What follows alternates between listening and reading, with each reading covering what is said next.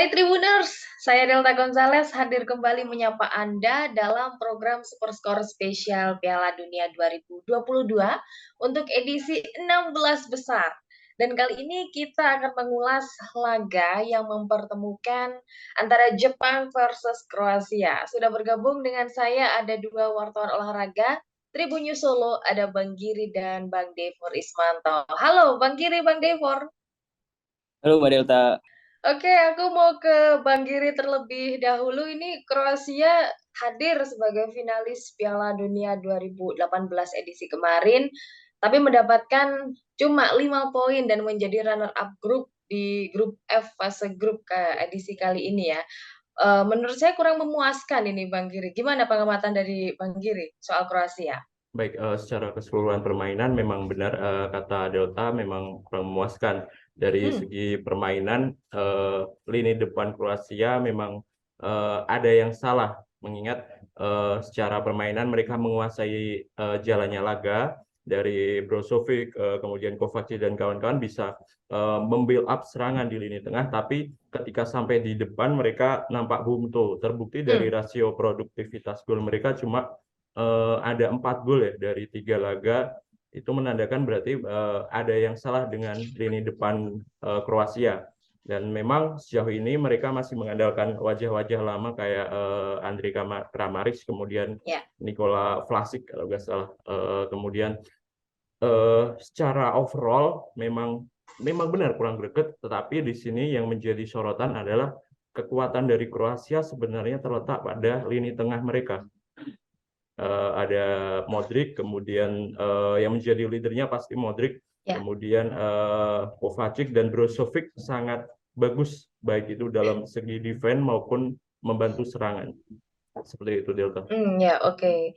Jadi lini tengahnya masih hidup, paling tidak Masih di hidup. sini ada yang bisa diunggulkan dari Kroasia. Itu dari Bang Giri seputar Kroasia. Nah, sekarang kita mau ke timnas yang mengejutkan ini, Bang Devor, Jepang ya. Jepang tampil mengesankan dan bisa sukses mengalahkan dua juara Piala Dunia. Bayangkan ini ada Jerman, ada Spanyol pula yang menjadi satu grup di grup E. Nah, bagaimana nih pengamatan Bang Devor seputar performa dari Jepang selama fase grup? Yang perlu disoroti dari Jepang adalah reaksi mereka ya terhadap Hmm, uh, Jerman maupun Spanyol. Ketika melawan Spanyol di babak pertama, Jepang tertinggal 1-0 dan di situ sang pelatih Hajime Moriyasu menerapkan formasi 4-2-1. Di situ dia paham bahwa hmm, formasi tersebut berjalan. Kemudian di babak kedua dia mengubah formasi tersebut dengan menarik keluar Takefushi Kubo untuk digantikan oleh Tadiro Tomiyasu dan bermain dengan 3 back, dan situlah baru Jepang berhasil mencetak 2 gol secara cepat.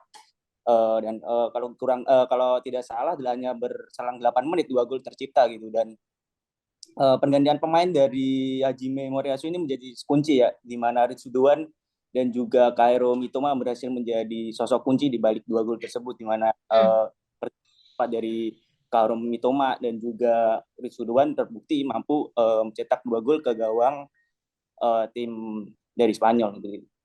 Jadi Jepang ini menjadi tim Asia yang lolos ke 16 besar, menyusul Korea Selatan dan juga Australia. Dan ini merupakan sejarah pertama kali tim-tim wakil dari Asia bisa lolos ke 16 besar. Ada 3 wakil yang lolos ke 16 besar. Dan terjadi di Piala Dunia 2022. Masih di Bang Devor.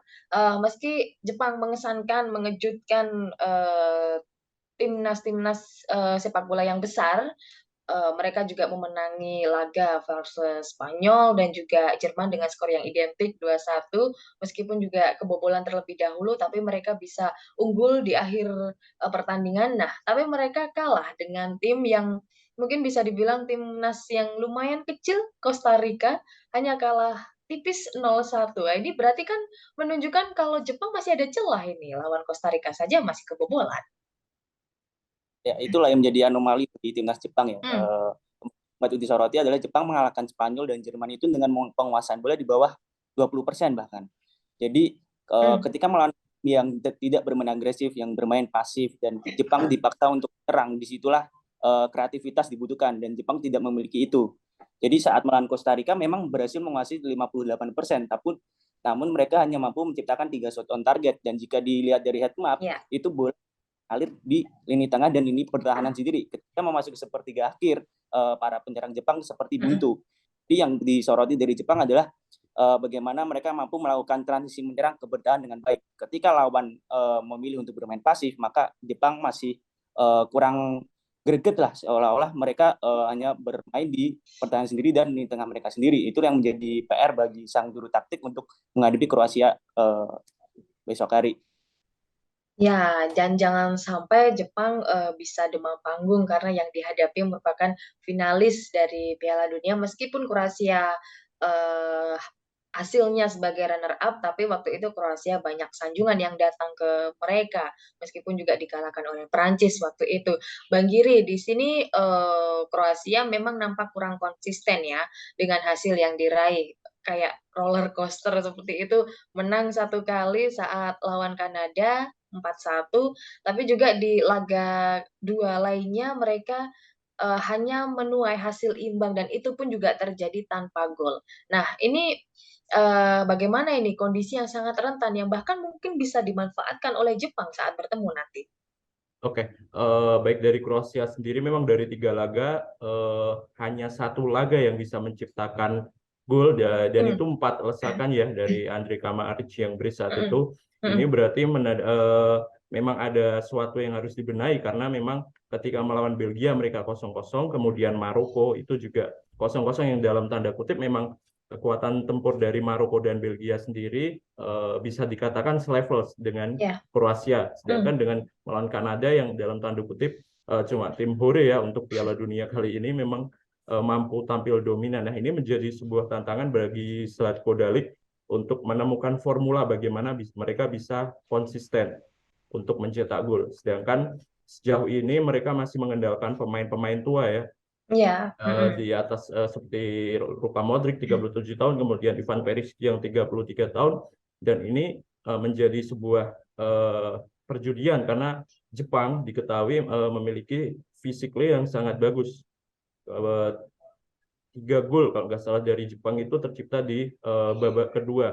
Ini berarti kan menandakan fisik dan stamina menjadi kunci utama untuk bagaimana meladeni permainan dari Samurai Biru.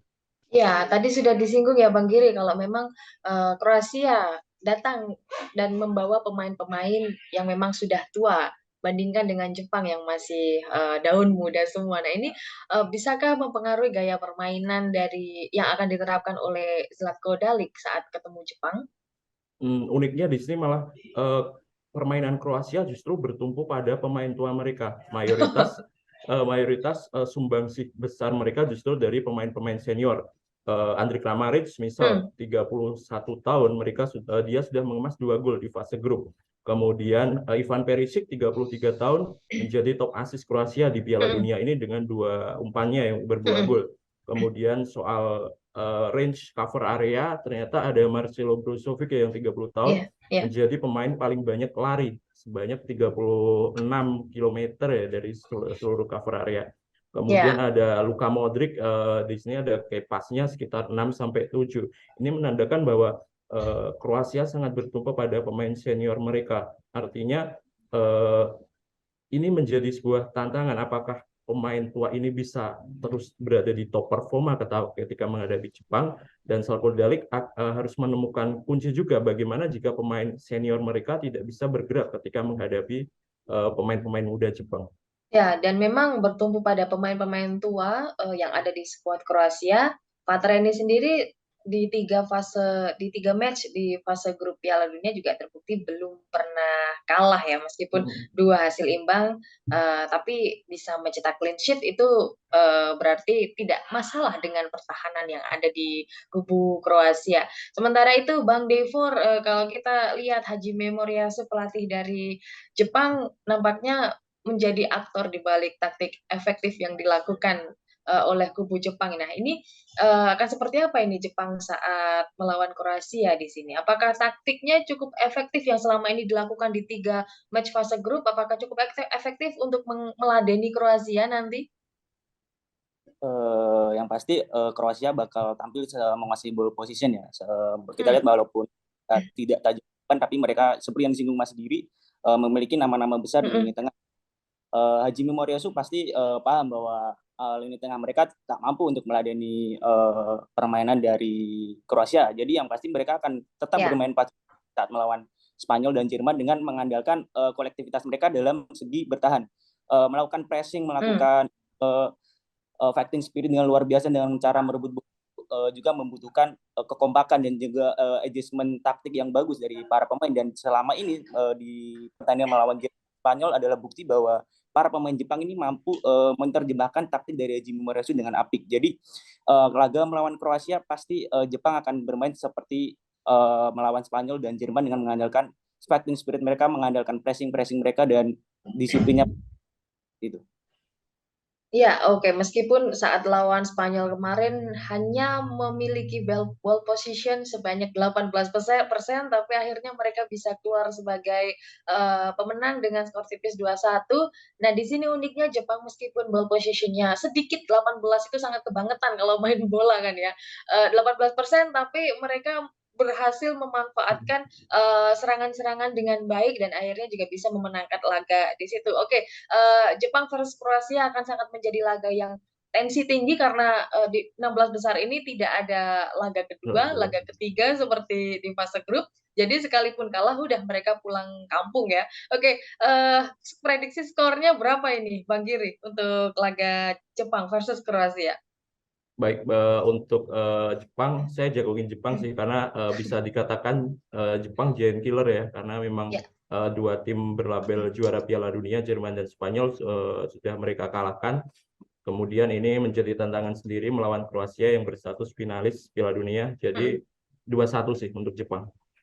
2-1 untuk Jepang tidak apa-apa karena juga Hajime Moriyasu kali ini menargetkan perempat final untuk Piala Dunia 2022 ini agar dia juga bisa mencetak rekor untuk timnasnya sendiri. Bang Devor, 2-1 dari Bang Giri, berapa ini? Kalau saya melihat dari Kroasia yang juga memiliki pertahanan yang apik, yang tidak seceroboh Spanyol maupun Jerman, mungkin dalam waktu normal akan bermain imbang 1-1, kemudian Jepang akan lolos ke 8 besar dengan adu penalti. Prediksi saya.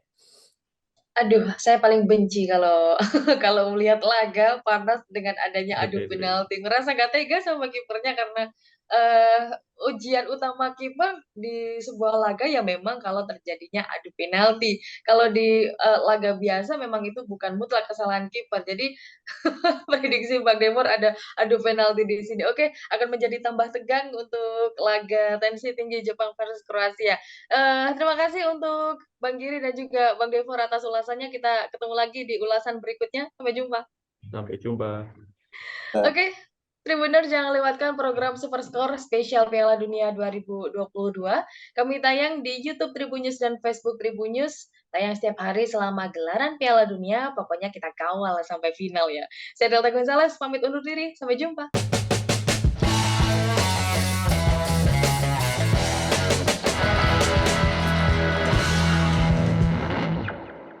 Terima kasih sudah nonton. Jangan lupa like, subscribe, dan share ya.